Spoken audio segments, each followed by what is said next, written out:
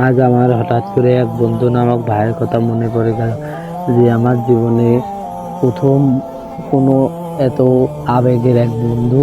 তার কথা আমি কোনোদিনই বলতে পারবো না। আমি জানি না সে আমার কথা ভুলে গেছে কিনা, তার সে আমাকে মনে করে কিনা, কিন্তু তাতে আমার কোনো যায় আসে না। কিন্তু আমি তাকে অনেক অনেক মিস করি এবং তাকে এখনও ভালোবাসি। কিন্তু সে আমার সাথে দেখা হলে কেমন যেন এখন করে, সে আমাকে মনে হয় চেনে না।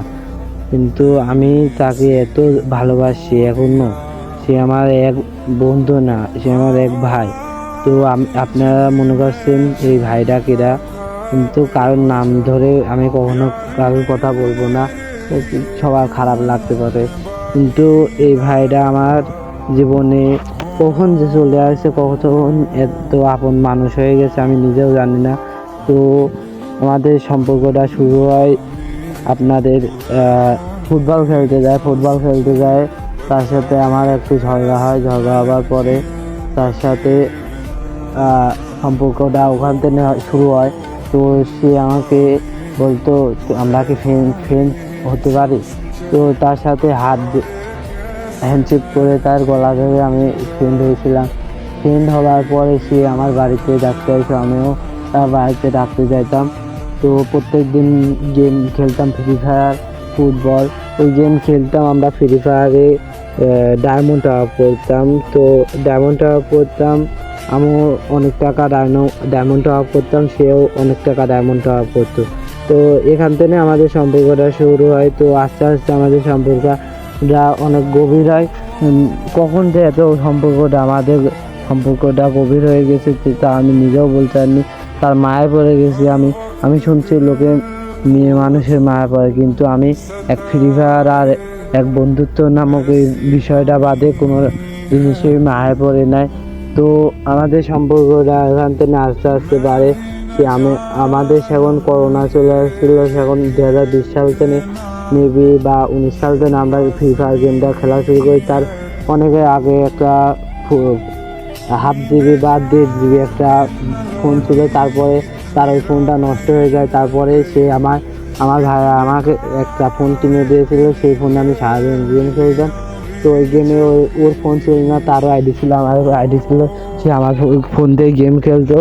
তো সে আমাকে প্রত্যেক দিন ডাকতে আসতো, আমি তাকে প্রত্যেক দিন ডাকতে যাইতাম। তো এখান থেকে আমাদের সম্পর্কটা অনেক অনেক গভীর হইতো। তো এখানে আমার গেমের মাঝে আমরা ফুটবল খেলতাম, ব্যাট বল খেলতাম। তো আমার ফোন দিয়েও সে গেম খেলতাম, তার ফোন দিয়েও আমি গেম খেলতাম। কিন্তু সে যে কখন যে এত বদলাই গেছে আমি নিজেও জানি না। তো সেই কথাটা না পরে বলা যাক, তো আগের কথা আগে বলা যাক। তো তারপর সে আমার ফোন দিয়েও সে গেম খেলতো, আমার আরও ফ্রেন্ড সার্কেল ছিল, তার ফোন দিয়েও গেম খেলতো। তো গেম খেলতে খেলতে খেলতে হঠাৎই শীত চলে আসে। তো আমরা সবাই মিলে শীতে র্যাকেট খেলতাম। তো সেও আমাদের সাথে খেলতো। তো আমরা সবাই বলতাম প্রত্যেকবারই যে আমাদের সাথে র্যাকেট খেলবা। র্যাকেট খেলা শেষে হ্যাপি নিউ ইয়ার চলে আসে, হ্যাপি নিউ ইয়ারে সবাই আমরা পিকনিক করব। তো সেও বলছিল আচ্ছা সমস্যা নাই, যে কয়টা সাদা ধরো, আমরা পিকনিক করব। তো অনেক মজা করতাম, অনেক আনন্দ করতাম। তো তার ভিতর তার বাবা আবাদ করতো চরে। তার বাবা টাকা পাইছিল চরে, তার বাবাদের জিনিস চরে ডুবা যায়, তো ডুবে যায়। তার বাবারা টাকা পেয়েছিল 20-25 লাখ। তো সেখান থেকে সে তার বাবার কাছে ফোন কেনার আবদার করে, তো তার বাবা তাকে কিনে দেয়। তো পিকনিক শেষে সে 8-10 দিন আমার সাথে ভালোই ব্যবহার করলো, তারপরে সে আমার সাথে ব্যবহার খারাপ করা শুরু করলো।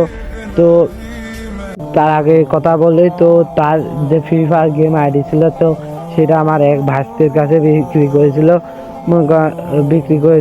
আমি বলছিলাম সমস্যা না, বিক্রি করতে, আমার ভাস্তের কাছে বিক্রি করে তো করছিল। তো ওখান থেকে আমার সাথে তারপরে আস্তে আস্তে ফোন কেনার পরে আমার সাথে বেমানি করা শুরু করলো, সে আমার সাথে কথা বলা বন্ধ করলো।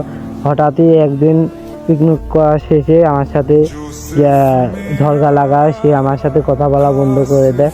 তো পরে তার সাথে আমিও কথা বলতাম না, সেও আমার সাথে কথা বলতো না। তো আমি ওকে বলছি, সে যদি আমার ভিডিওটা দেখে থাকে তো তোকে অনেক মিস করে রে বন্ধু। তুই আমাকে মনে বন্ধু মানিস বা না মানিস আমি এখনো জানি না। তুই আমাকে মিস করিস বা না করিস, আমি তোকে অনেক মিস করি, কিন্তু আমি তোকে কোনোদিনও বলতে পারি না। প্রায় প্রায় হঠাৎ হঠাৎ আমার তোর সাথে দেখা হয়, কিন্তু আমি কোনোদিন তোকে বলতে পারিনি বন্ধু আই লাভ ইউ। কিন্তু এই কথাটা বলতে পারিনি একটাই কারণ, তোর আর আমার ঝগড়া করে তুই অভিমান করে আমাকে ছেড়ে চলে গেছিস।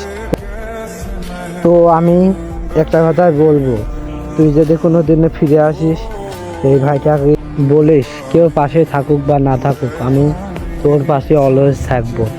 তো তুই আমার সাথে এত অভিমান বড় বিশ্বাসঘাতকতা করেছিস, আমি কোনো দুঃখ প্রকাশ করি না, কিন্তু একটা আফসোস তোর সাথে এত বছর তোর একটা ইমোশন থেকে গিয়েছিল, এই জন্য তোর কথা এখনো মনে পড়ে রে বন্ধু।